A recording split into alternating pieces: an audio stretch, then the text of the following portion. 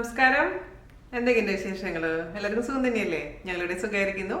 അപ്പോൾ ഞാനിന്ന് വന്നിരിക്കുന്നത് ഒരു സൂപ്പർ ആയിട്ടുള്ള ഈസി ആയിട്ടുള്ള മെഴുക്ക് പുരട്ടിയുടെ റെസിപ്പി ആയിട്ടാണ്. അതായത് നമ്മുടെ സ്വന്തം മധുരക്കിഴങ്ങ് മെഴുക്ക് പുരട്ടി.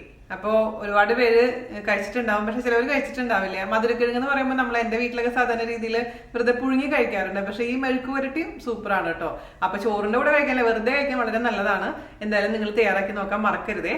അപ്പൊ അതുപോലെ തന്നെ കഴിഞ്ഞ ദിവസം ഞാൻ പോസ്റ്റ് ചെയ്തിട്ടുണ്ടായിരുന്നു നമ്മുടെ Thailand special mango sticky rice. എത്ര പേര് ഉണ്ടാക്കിയെന്ന് എനിക്ക് അറിയത്തില്ല. അതും അടിപൊളിയായിട്ടുള്ള ഡെസേർട്ട് ആണ്. അതുപോലെ തന്നെ കഴിഞ്ഞ ദിവസം ഞാൻ പോസ്റ്റ് ചെയ്തിട്ടുണ്ടായിരുന്നു ഞാനും നിന്നിയും കൂടിയിട്ടുള്ള PCOD കുറിച്ചുള്ള ഒരു വീഡിയോ ഉണ്ട്. അതും കാണാൻ മറക്കില്ല എന്ന് വിശ്വസിക്കുന്നു.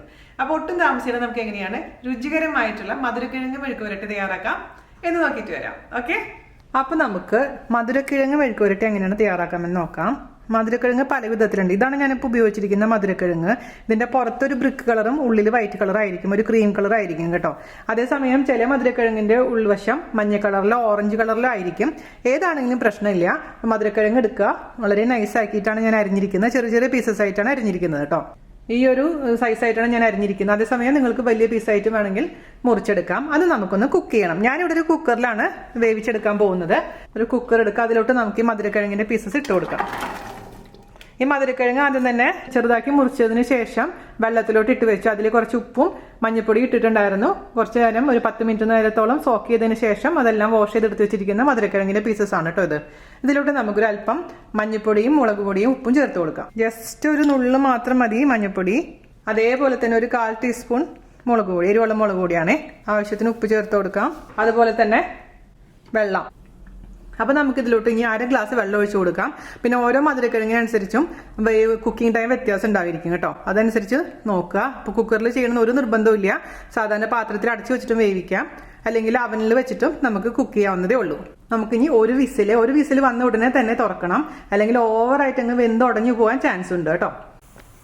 ഒരു വിസിൽ വന്നിട്ടുണ്ട്, ഞാൻ ഓഫ് ചെയ്യാനേ. ഞാനൊരു വിസിൽ വന്ന ഉടനെ തന്നെ ഇതിന്റെ കംപ്ലീറ്റ് പ്രഷർ എല്ലാം കളഞ്ഞിട്ട് ഓപ്പൺ ചെയ്തിട്ടുണ്ട്. വെള്ളമൊക്കെ വറ്റിയിട്ടുണ്ട്. എന്തായാലും ഇതൊന്ന് ചൂടാറാൻ വേണ്ടി മാറ്റി വെക്കണേ. ചൂടാറിയതിന് ശേഷം മാത്രം നമുക്കിതൊന്ന് കാച്ചിയെടുക്കണം. ചൂടോടുകൂടി ചെയ്ത് കഴിഞ്ഞാൽ ഇത് ആകെ കുഴഞ്ഞു പോകാനുള്ള ചാൻസ് ഉള്ളതുകൊണ്ടാണ് ചൂടാറാൻ വേണ്ടി പറയുന്നത്. അപ്പൊ നമ്മുടെ മധുരക്കിഴങ്ങിന്റെ ഒക്കെ ചൂടാറിയിട്ടുണ്ട്. നമുക്കിനി ഇത് കാച്ചിയെടുക്കാം.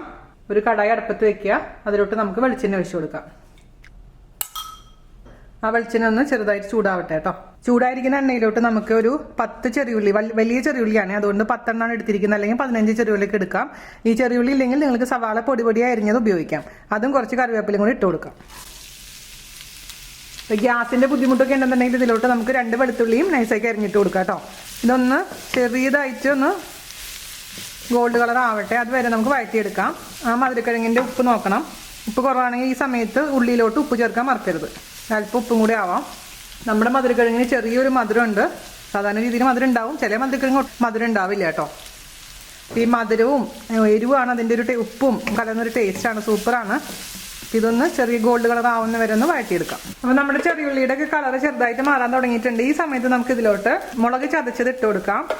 അത് ഓരോരുത്തർ എരിവ് അനുസരിച്ച്, ഓരോരുത്തർ സ്പൈസ് ലെവൽ അനുസരിച്ച് അഡ്ജസ്റ്റ് ചെയ്യാൻ മറക്കരുത്. എന്നിട്ട് ചെറിയ തീയിലിട്ടതിന് ശേഷം നമുക്കിതൊന്ന് നന്നായിട്ട് വഴറ്റിയെടുക്കണം.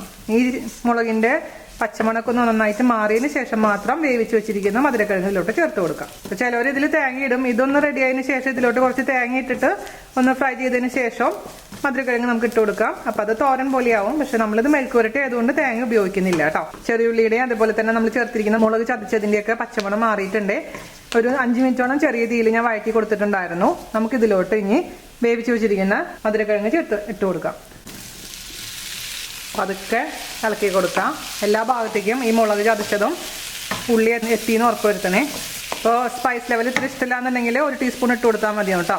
ഇവിടെ നമുക്ക് ഈ മധുരം ഉള്ളത് കൊണ്ട് ഈ കുറച്ച് സ്പൈസിയാണ് നല്ലത്, ടേസ്റ്റ് ഉണ്ടാവുക. പിന്നെ നിങ്ങളുടെ കയ്യിൽ കിട്ടുന്ന, ഓരോരുത്തരുടെ കയ്യിൽ കിട്ടുന്ന മുളക് ചതച്ചത് തമ്മിൽ വ്യത്യാസം ഉണ്ടാവും. അതുകൊണ്ട് ഇത് അഡ്ജസ്റ്റ് ചെയ്യാൻ മറക്കരുത്. മിക്സ് ആയിട്ടുണ്ട്. ഉപ്പും എരിവൊക്കെ നോക്കുക. അതിനുശേഷം 5 മിനിറ്റ് കഴിഞ്ഞതിന് ശേഷം നമുക്ക് ഓഫ് ചെയ്യാം. കുറച്ച് വെളിച്ചെണ്ണ കറിവേപ്പിലയും കൂടെ ഒഴിച്ചതിന് ശേഷം ഓഫ് ചെയ്ത് വെക്കാം. അപ്പോൾ ഞാനിത് ഓഫ് ചെയ്യാണ് കേട്ടോ. നമുക്ക് അതിലേക്ക് കുറച്ച് കറിവേപ്പില ഇട്ട് കൊടുക്കാം. അല്പം മാത്രം വെളിച്ചെണ്ണ ഒന്ന് തൂക്കി കൊടുക്കാം. അപ്പോൾ ഇത്രേ ഉള്ളൂ പരിപാടി. ഈസി പീസി ആയിട്ടുള്ള ടേസ്റ്റി സ്പൈസി ആയിട്ടുള്ള മധുരക്കിഴങ്ങ് മെഴുക്ക് പുരട്ടി റെഡി ആയിട്ടുണ്ട്. എല്ലാവരും തയ്യാറാക്കി നോക്കണേ. അടുത്ത അടിപൊളിയായിട്ടുള്ള റെസിപ്പി ആയിട്ട് വരുന്നവരെ നന്ദി, നമസ്കാരം. താങ്ക്